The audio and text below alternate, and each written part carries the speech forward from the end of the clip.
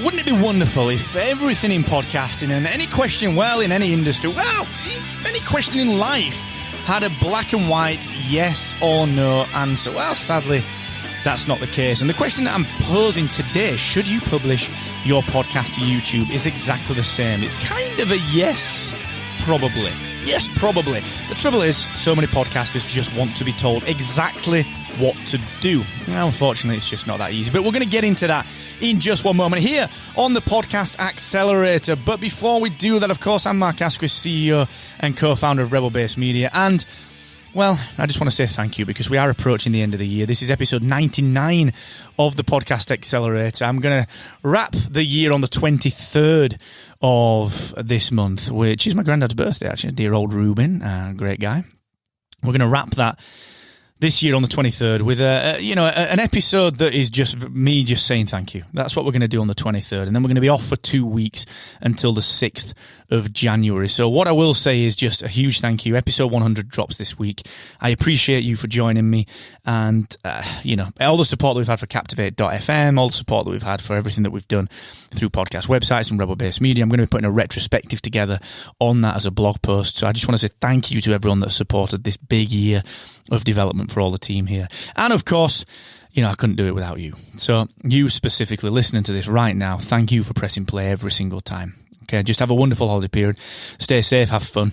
And let's get back to it in January. We'll hit it hard, all right? But we need to dive in. So before we dive into YouTube, just a quick shout to, of course, the wonderful team at AWeber, markasquith.com/AWeber. You've got a couple of weeks left to grab hold of that 90-day free trial where you can try AWeber's email marketing platform for free for 90 days. That offer is going away. It's the last time you're going to be able to grab that for 90 days totally free. So I urge you to do so right now, markasquith.com/AWeber. And heads up, I'm going to be on Evo Terra's show this week. My friend, he's a bit of a mentor of mine. He kind of came into my life like a bit of a bat out of hell from nowhere. And we share a lot of the same personality traits. And we share a lot of the same opinions. There's a lot of the same views. And he works with us, of course, as an advisor to Captivate. He's a fantastic, fantastic friend and so much time for him. I'm going to be actually guest hosting Podcast Pontifications, which is Evo's show this week. Very honoured to be able to do that. So please, if you aren't a subscriber already, go and check out Podcast Pontifications. Scroll back through my feed because I put a link to that. I put one of the episodes that Evo did into my feed a while ago. Go and scroll through. That's the easiest way to find it, or just search Podcast Pontifications. Huge thanks to you, Evo, for letting me do that this week. I'm honoured, my man. So let's dig in. YouTube. Should you publish to YouTube? Right. This is going to be a short episode. The answer is yes. Probably. That's it. See you later. The more you expect from yourself, the more you'll excel. Boom. Done. No, look, let's get honest about this, right? Yes. Okay. RSS doesn't power YouTube. So you're going to get people in podcasting saying, well, it's not a podcast unless it's delivered by RSS. I don't care about that. I've got a company and a platform that builds RSS feeds. I understand the importance of RSS to podcasting. It's vital. It's a central core piece that delivers all of our audio to all of the podcast outlets. But we got to go where our peeps are. And there will be some of your peeps that are on YouTube. People may be listening at work and they don't want their boss to see they've got a podcast app or a Spotify app or they've got their phone on the go. Guess what? I'm going to stick YouTube in a little pinned tab so no one can really see it, and I'm going to minimize it to the bottom. That's, people do this. I know it sounds funny, but people do it. So you got to be where your people are. And if your people are on YouTube, then you should be publishing to YouTube. Even if they're not, what does it hurt to have a little bit more exposure? Now, I'm not saying that just simply repurposing to YouTube is the best way. I think that's a decent way to get started. I don't think it's the ultimate way to YouTube for a podcaster, and this is something I'm going to dig into on Wednesday when I talk about my own personal New Year's resolutions for the Podcast Accelerator. I don't think it's the best way to do it, but I think it's a good start, all right?